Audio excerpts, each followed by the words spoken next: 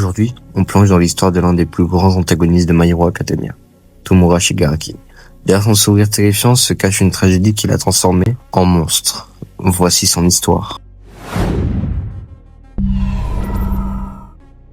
Tomura s'appelait en réalité Tenko Shimura, petit-fils de Nana Shimura, la 7e des entrées du One for All. Son père, traumatisé par l'abandon de Nana, pour protéger sa famille, interdit toute mention des héros dans la maison. Mais un jour, le ton de Tenko se réveille, décaille. Incapable de le contrôler, il désintègre accidentellement toute sa famille, un par un. Seul et brisé, il erre dans les rues jusqu'à ce qu'un homme l'approche. Et c'est All for One.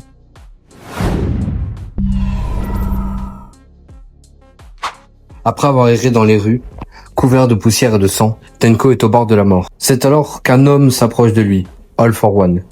Cet homme, qui est en réalité le plus grand criminel de l'histoire, ne voit pas un monstre, mais une opportunité. All for One cherche depuis longtemps un successeur, quelqu'un qui pourra continuer son œuvre de destruction quand il ne sera plus là. Il soigne Tenko, lui offre de nouvelles mains pour cacher son visage et surtout, il lui donne ce qu'il n'a jamais eu, de l'attention et une place dans ce monde. Pour le petit garçon perdu, All for One devient comme un père de substitution. Mais cette bienveillance est une illusion. All for One le manipule, exploite sa douleur et sa haine pour en faire l'arme parfaite contre les héros. Et surtout contre All Might, son ennemi juré.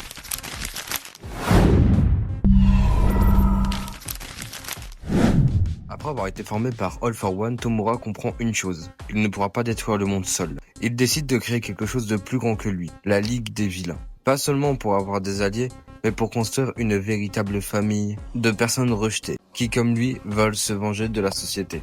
Petit à petit, des criminels et marginaux se rallient à sa cause. Ce n'est pas un simple gang, chacun d'entre eux incarne une faille du système des héros. Et pour Tomura, plus ils sont nombreux, plus ils frappent fort. Leur premier coup d'éclat, l'attaque de l'USCJ, une tentative de tuer All Might et de semer le chaos. C'est un échec, mais cela attire l'attention sur eux. Loin d'abandonner, Tomura se sert de ses défaites pour s'améliorer. Il devient plus calculateur, plus froid, et prépare des attaques plus audacieuses. Comme l'assaut sur le camp d'entraînement de la UA, où ils parviennent à capturer Bakugo. Même si les héros réussissent à le sauver, cette opération fait trembler la société et ternit l'image d'All Might. Et d'ailleurs, je suis en train de travailler sur une vidéo sur la Ligue des Vilains, et elle va sortir prochainement.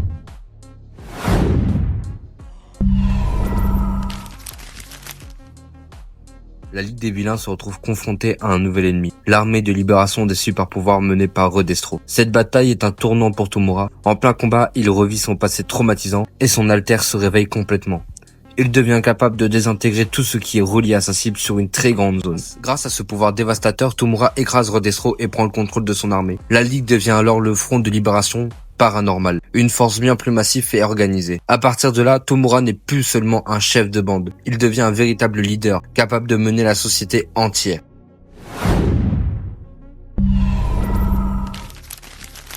Après avoir pris le contrôle du front de libération paranormale, Tomura devient la pièce maîtresse du plan d'All for One. Les scientifiques de son maître l'installent dans une cuve spéciale pour le transformer, renforcer son corps, améliorer son alter et faire de lui un être capable de rivaliser avec les plus puissants des héros. Cette transformation est très douloureuse et prend plusieurs mois. Mais lorsqu'il se réveille, Tomura n'est plus le même. Son corps est plus résistant, plus rapide, plus puissant. Son alter d'écaille peut désormais réduire en poussière des villes entières en quelques secondes.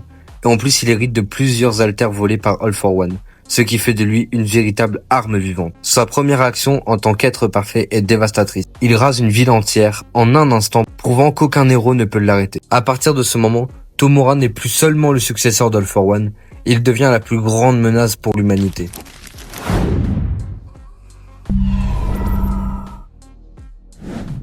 L'histoire de Tomura Shigaraki, c'est celle d'un enfant brisé qui n'a jamais reçu l'aide dont il avait besoin. Au début d'être sauvé, il a été manipulé, utilisé et transformé en une arme vivante par All for One. Mais ce qui rend Shigaraki fascinant, c'est que malgré cette manipulation, il ne se contente pas d'être un pantin. Il forge sa propre volonté, décide de porter le poids de sa douleur et de tout détruire pour reconstruire un monde à son image. En devenant le chef du front de libération paranormale, en surpassant son maître, en déclenchant la plus grande guerre contre les héros, il devient le véritable symbole du chaos. Tomura Shigaraki n'est pas seulement un méchant de shonen, c'est une tragédie vivante. La preuve que même les plus grands monstres peuvent naître de la douleur et de l'abandon. Alors la question reste ouverte. Tomura doit-il être sauvé, ou est-il déjà allé trop loin pour être acheté? Qu'en pensez-vous? Dites-le moi en commentaire et n'oubliez pas de liker si la vidéo vous a plu. Et si vous voulez voir d'autres vidéos sur les personnages de My Hero Academia, n'hésitez pas à me le dire en commentaire. C'était Zox, salut les potes.